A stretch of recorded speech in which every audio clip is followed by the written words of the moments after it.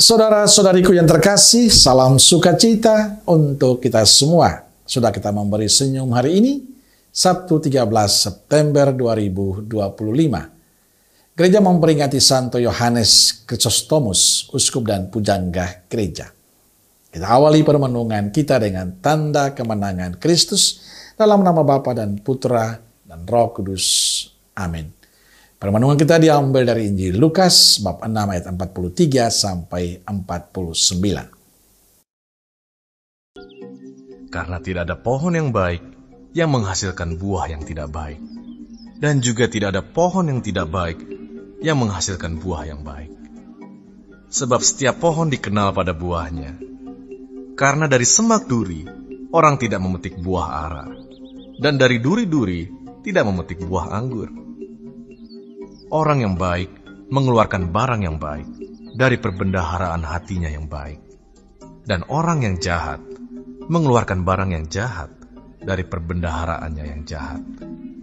Karena yang diucapkan mulutnya meluap dari hatinya. Mengapa kamu berseru kepadaku, Tuhan, Tuhan, padahal kamu tidak melakukan apa yang aku katakan? Setiap orang yang datang kepadaku dan mendengarkan perkataanku serta melakukannya, aku akan menyatakan kepadamu dengan siapa ia dapat disamakan. Ia sama dengan seorang yang mendirikan rumah. Orang itu menggali dalam-dalam dan meletakkan dasarnya di atas batu. Ketika datang air bah dan banjir melanda rumah itu tidak dapat digoyahkan karena rumah itu kokoh dibangun.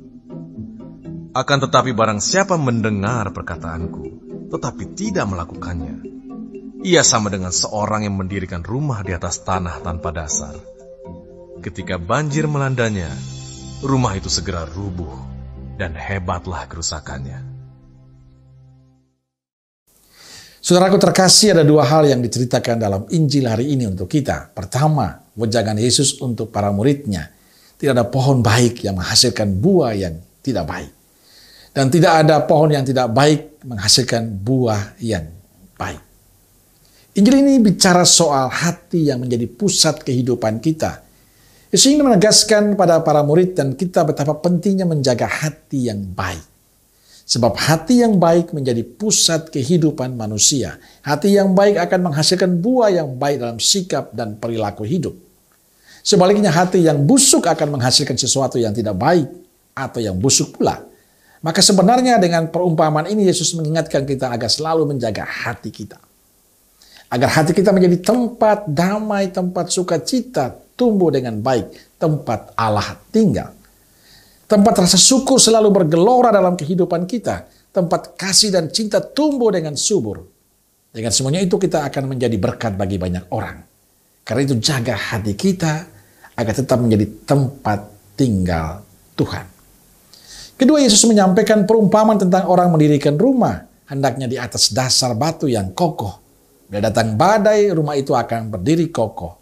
Beda dengan orang yang membangun rumah di atas pasir. Bila datang banjir akan merubuhkan rumah itu. Penginjil ingin menegaskan dasar hidup kita adalah Yesus. Hanya pada Dialah kita akan kokoh berdiri. Kita harus membangun hidup kita berdasarkan cinta Tuhan. Bukan atas dasar kemampuan kita sendiri. Bukan atas dasar kehendak kita sendiri, tapi dibangun bersama Allah agar tetap kokoh dan kuat. Saudaraku terkasih, dari dua kisah Injil hari ini, kita diingatkan tetap menjaga hati kita sebagai tempat tinggal Tuhan. Dan hendaknya kita tetap selalu bersama Yesus sebagai dasar kehidupan kita. Sebab bersama Dia, kita pasti bisa. Tuhan punya cara tersendiri untuk setiap kehidupan kita yang selalu percaya dan menyerahkan hidup kita kepadanya. Amin. Semoga Allah yang Maha Kasih memberkati saudaraku sekalian, Bapa, Putra, dan Roh Kudus. Amin. Roh Kudus Nazaret, doakanlah kami. Amin. Berkah dalam.